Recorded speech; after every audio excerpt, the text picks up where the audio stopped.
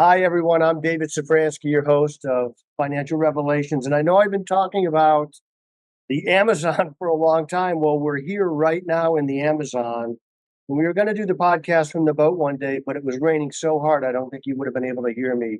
But on my left, I have Samantha Pearson, reporter from the Wall Street Journal, who went with us. And on my right, you know this person. This is Melissa Martinez from The Office. If your paperwork gets screwed up, she's probably the one who did it. So they don't trust me with paperwork. You know that. So if it gets messed up, it's not me. We could be mad at somebody else. But what I wanted to do, Samantha went on the trip with us as a reporter from the Wall Street Journal, and she also reports in Brazil and South America. So I wanted to do a couple things. I wanted to get her impression of the trip and what she thought about it, and then also talk a little bit about what's going on in South America economically, because there's a big shift happening politically to the right. South America has been really known as kind of drug dealers and despots for a long time, left leaning social programs, in kind transfers. And we know that doesn't really work. It doesn't drag anybody out of poverty, it kind of holds them there. And we're seeing some big changes, starting with uh, Argentina, and it's really going across the nation. Melissa lived here for a long time, so she's got a lot of perspective. And of course, she's losing her voice. It's driving everybody nuts because she's talked nonstop since she's been here, translating and talking for people and doing everything. So, Samantha, why don't you introduce yourself to the listeners of Financial Revelations? Thanks, David, and thanks for letting me accompany you on the trip. It was an incredible experience. I've been in Brazil for 15 years. I'm the Brazil correspondent for the Wall Street Journal. I'm based in Sao Paulo, and we often go to the Amazon, but I don't think I've ever done a trip that's been so long in the Amazon and gone so far to such a distant community. So it's been an incredible experience. That's great. And how long have you lived here? I've lived here for 15 years. And with all reporting with the Wall Street Journal? I was before with the Financial Times and with Reuters. I'm now with the Wall Street Journal. Yeah. And what was your impression overall of going into the indigenous area, because you haven't been there before? Exactly. It's pretty impossible to get into indigenous territories in Brazil. FUNAI, which is the government association that controls the indigenous territories, they have a pretty tight grip over indigenous communities. So it's really the first time. I mean, I've been into areas with a lot of indigenous presence, but never into an indigenous territory before. And what struck me, I think, was just the basic needs of people there. And sometimes it's things that are so simple, so cheap. So we met a lot of people who were having problems with parasites. And as we know, the medication is, it's a couple of dollars, right? Right. It's just the distances and are so great that kind of seems impossible to get the stuff to. Well, we tried, but Yes. it's impossible to get these basic medications to these people. And I think that's one of the things actually being here. You look at a map and you're like, wow, the Amazon's huge, but when you're there, as we were on a boat for hours and hours, you realize just how incredible the distances are. And that's really, I think, the main challenge. And was it because we took Samantha to one of the furthest village we've ever worked at? It's called the Kurai, and it's a sweet village. It's a really nice village. It's a relatively new village, only about 6 years old. But we left the main body of our team back working in another village, and we got in two small boats and went another 3 hours on the river into the village. What was it? Was it what you expected that you would see when you got there? I mean, it was so deep in the jungle. Yeah, I think it was. The interesting thing is coming from Sao Paulo. You come from the biggest city in the Southern Hemisphere. It's a very modern city, a bit like New York or London. And you're gradually kind of leaving behind that life. Civilization. So first, Sao Paulo to Manaus is like, oh, wow, okay. Maybe you can't go to the restaurants you go to, or you can't buy the things you want to buy, but it's still a big city. And then you go from Manaus to Maués, which is the smallest city that we went to. And it's like, wow, okay, there's no aircon, or things are a little less comfortable. And it's kind of this gradual, it's kind of a beautiful process, right? It's gradual process of like ripping you away from your comfort zone And so it was kind of gradual because I think it was some things were similar to the non-indigenous territories, Yes. the problems they faced. Obviously in non-indigenous territories, you still have a lot of people with indigenous heritage who have some of the same beliefs and the same problems. But yeah, it was, I mean, very, very isolated. I'm going to remember the bathroom, I think, the rest of my I life. saw you posted your Yeah. pictures in the bathroom. Well, Yeah. it's to the point where if you've left something behind, you can't get it. Yeah. What you have with you is all you have. Which was, yeah. I'll put a picture up in the podcast of the indigenous bathroom, but I noticed behind the bathroom the stars were beautiful. Were they? Yeah, exactly. I actually think I took one of my best photos from the bathroom because the bathrooms are, well, restroom, they're kind of huts with this diamond cut into the floor where you do your necessities, but they're very high up the hill, I guess, for privacy and perhaps for some Away from the sanitary, well, yeah, away away from the water. from the water, away from where people live. So you really have to trek up this kind of mountain. Uh, You're but past it's- the ants, yeah. the biting ants. Yeah, I and- don't think about the snakes or whatever else is in the ground at night, but the view is beautiful.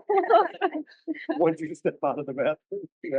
Yeah. Yeah, that was awfully brave of you. When I saw the pictures, I thought, oh my gosh, you did walk up there because I was not walking up there.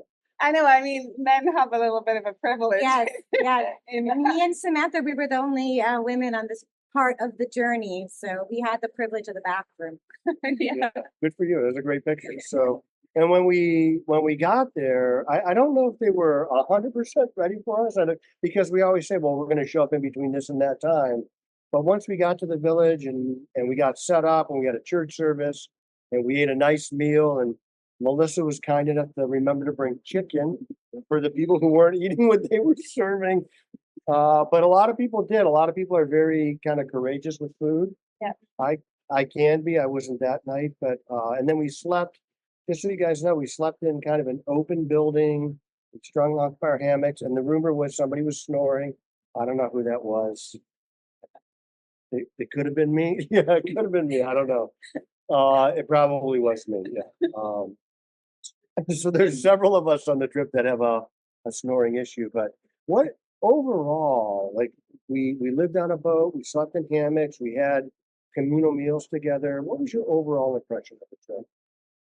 I mean, as a journalist, as a reporter, I'm often covering conflict, debate, argument, division, especially nowadays, not only in Brazil, but I think US, Europe, there's so much anger and division between people over politics, but over just general issues.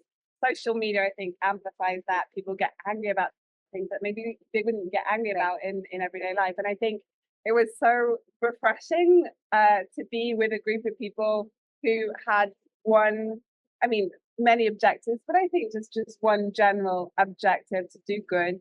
And that was, and people from different walks of life, you know, people who had been very blessed or very privileged in the way they grew up, people who had horrific life stories, and everyone had kind of come to the same place, and I thought that was really beautiful. And everyone, with a common goal. So yeah, that I think, and I hadn't realized how much I missed that.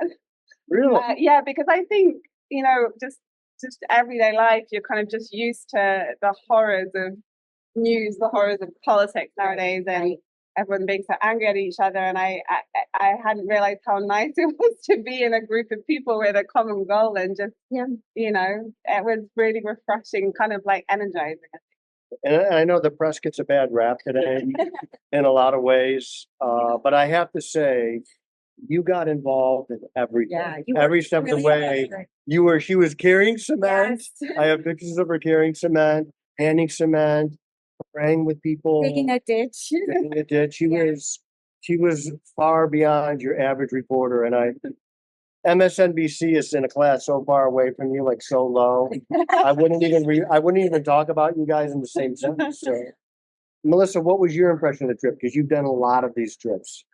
Well, so a lot of the most recent trips have been to drill wells because that's one of the greatest needs is clean water. Like Samantha was saying, the parasites, such a very simple thing, and it's something that a lot of people deal with. So we like to bring clean water to these villages. This trip, we were working on a school that's going to serve many villages, and it was kind of cool to see that change of pace a little bit.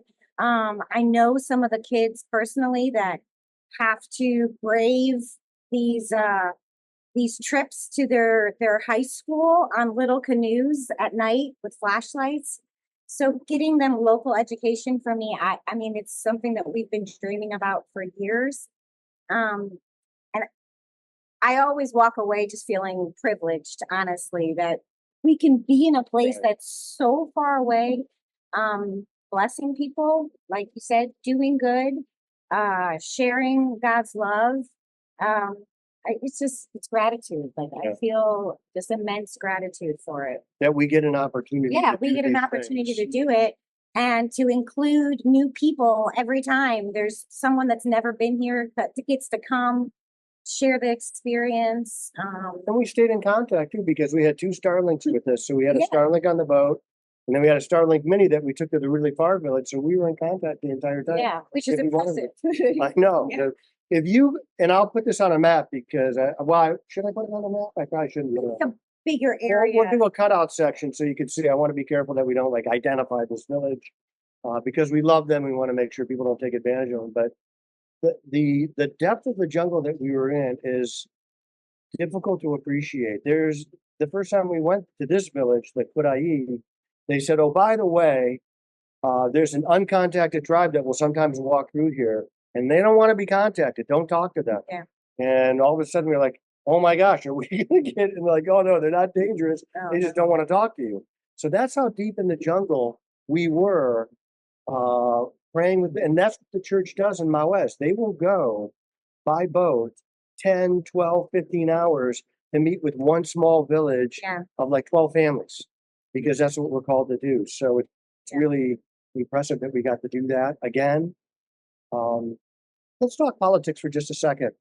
What's going on in South America? Why is there such a change happening? Yeah, I think we've definitely seen as you said, a noticeable shift to the right in politics across South America over the past few years. I think there's probably 3 main reasons for that, domestic reasons. I would say the first reason is anger over crime and the influence of drug gangs in the region, and just a dissatisfaction with the way that the leftist governments are dealing with that problem. Secondly, I would say migration. Now, migration typically hasn't been an issue in South America. In Brazil, where we are right now, migrants make up less than 1% of the population. So it's never been really like a political issue as it is in Europe and in the US. But what changed that was Venezuela. So with the economic political crisis in Venezuela, we had millions of people leaving Venezuela. So a quarter of the population in Venezuela has now left their home country. Wow. Yeah. And as you know, they've ended up in Colombia, Peru. And so that's created a lot of anger in these countries. And often there's been an association, perhaps unfairly sometimes, between these Venezuelan migrants and rising crime. So those 2 reasons. And I would say also the economic reasons. So people are frustrated with kind of like paltry economic growth, lack of job production. So I think there's a hunger for kind of free market economics, more fiscal restraint, deregulation. So I say those are like the 3 main domestic reasons in the region. But then obviously the election of Trump in the US, I think, has been a game changer, I would say, for the region. In a good way. In a good way for the Conservatives, for Right. sure, because I think it's brought political benefits, but also financial benefits. Yes. So if you think about, on one side, you have Milei, President Milei in Argentina. He's one of Trump's biggest fans in the region. And he's been heavily rewarded for that. He got a $20 billion, essential financial aid package by a currency swap that's basically propelled his government politically and financially. On the other hand, you have Brazil, which for a time under Lula, who's the leftist president here in Brazil, he was, determined to put Bolsonaro in jail, and Trump was very against that, and slapped 50% tariffs on Brazil. Those have since been withdrawn, but I mean, it did hurt the economy for a long time. So I think it's definitely like a carrot and a stick. process. So, I mean, I don't think there's ever been a time in Latin America where if you're with the US, you're good. If you're not with the US, good luck to you. So, there's a very clear incentive for, I think, conservative movements in the region at the moment. Well, I've been coming to Brazil since 1997 in one way or another and doing mission trips since 2013. And it seems to me like every time we go to Maués, nothing's changed. It's exactly the same. And I think if you were to get more of a push to the right and free markets and free market results, I think you could see massive improvement, not only in for like clean water and things like that, but also in people's way of lives. Yeah. I mean, I think Brazil, things happen so slowly, progress happens so slowly, Yeah. even if there are kind of like massive swings to the left or right. Like, I think real progress is done through institutions, combating corruption. Yeah. So I think that's. Wait, is there corruption in Brazil? Yeah, haven't you heard? Oh yeah, there's a lot of corruption. There's corruption everywhere, but they seem to specialize in it in Brazil, I think. Yeah, I mean, and even the most conservative governments have also made mistakes. Mhm. So one question we have, right, we're going to have elections in Brazil in October. So we have Lula running for re-election against Bolsonaro's son, Flávio Bolsonaro, who's running to the right. And obviously Bolsonaro has been in power before. Crime maybe got a little bit better, but it wasn't perfect, So I think people realize, there's no kind of silver bullet Right. here. But I would say, yeah, I mean, I think generally the feeling in Brazil right now is that the right is probably. Do you have a prediction of? Are you allowed to give a prediction? I can't give you a preference, but I can give you a prediction. A few months ago, I would have said Lula. And in fact, the polls were showing that he was, still a favorite to win the presidential election in October. He's a great politician, whether you agree with his politics or not. He's very, a very clever, and he knows how to make alliances. He's very good at winning people over. And generally, in the way that Brazil's electoral system works, is that the incumbent has a massive advantage. So because they can put a lot of money into the campaign and everything, so it's very hard not to win a re-election. But having said that, Flávio Bolsonaro, Bolsonaro's son, because Bolsonaro is currently in hospital and is in jail, but he's now in hospital, but he'll be going back to jail. So Flávio Bolsonaro is running in his place, but he's been doing really well in the polls, and his growth is it's taken a lot of people by surprise, I think. So I would say if you made me guess right now, I would say Flávio Bolsonaro probably is up for winning in October, and Sao Paulo state probably is going to fall under conservative state governor, which is so important in a country as big as Brazil's. It's not just the president, but Sao Paulo is a country unto itself. Yes. Land-wise, Brazil is as big as America. Yeah, exactly. It's a vast continent, and most of that wealth is concentrated in Sao Paulo. So it really matters who's going to be governor there as well. Has Trump endorsed Bolsonaro yet? Has he said anything about him? He hasn't. He was. I mean, he's endorsed Bolsonaro in the past, the father, and he's been very clear about his preference for Jair Bolsonaro. So I imagine he perhaps when it gets closer to the time of the election, he will perhaps endorse Flávio. But he's playing the game at the moment. I think there have been some talks between Lula and Trump. And the message that we're getting from the Brazilian government, who knows actually what's going on, is that the relationship is good and that it's based on exports. Brazil exports a lot of commodities to the US still. So with coffee, we get a lot of coffee. Yeah, and orange juice. Right. But, yeah, exactly. So, but I imagine when it, push comes to shove, Trump will get out there and endorse the right. But you don't care about coffee because you don't drink coffee or tea. She's English and she drinks no tea. So we kind of challenged on whether she really was English.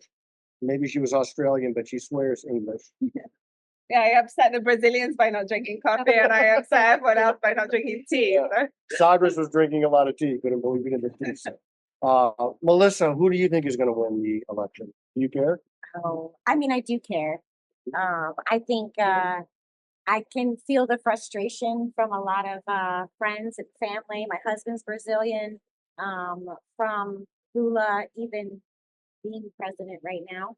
So they're not voting for Lula, let me just tell you that. But I do agree that any change will be slow regardless. But people are hurting. Families, the lower middle class are hurting a lot in Brazil. And so I hope for change. That's what I would Good. look for. Me too. Me too. We know that capitalism has dragged more people out of poverty than any economic system ever in the history of mankind. When the wall fell in Berlin, where did people run from and run to? They ran to the West Right. because they wanted to get a piece of that. And once you have that, it's off to the races. So I know a lot of you want me to talk about Iran and what's going on in the markets, and I'm going to do that next week. It seems to me that as I look at the markets, and I know people are going to say, "What are you talking about?" But we're actually not far from all-time highs right now. It's a bad week last week because the Straits of Hormuz were kind of closed, but I don't want you to panic. And I always tell you, buy the chaos, and we're going to buy the chaos. That's what we do. We're growth investors. We have high conviction on these things, and we run towards this stuff when everybody is running away. If you remember, there was a person in my office one time in 2008. She said, meeting me was the worst thing that ever happened to her. And I said, gosh, you sound just like my wife right now. But if they had listened to me, and just stayed and bought the things that I was recommending, they would have 30 or 40 or $50 million of wealth right now. So you have to believe this. It's true. We're going to win the war. We're going to open up that Strait of Hormuz. It's going to be quicker than what you think. And we're going to move on. But I'll get much more in depth next week when I get back. I am David Safransky, a real American, a true red-blooded gun-owning patriot, and the voice you can trust.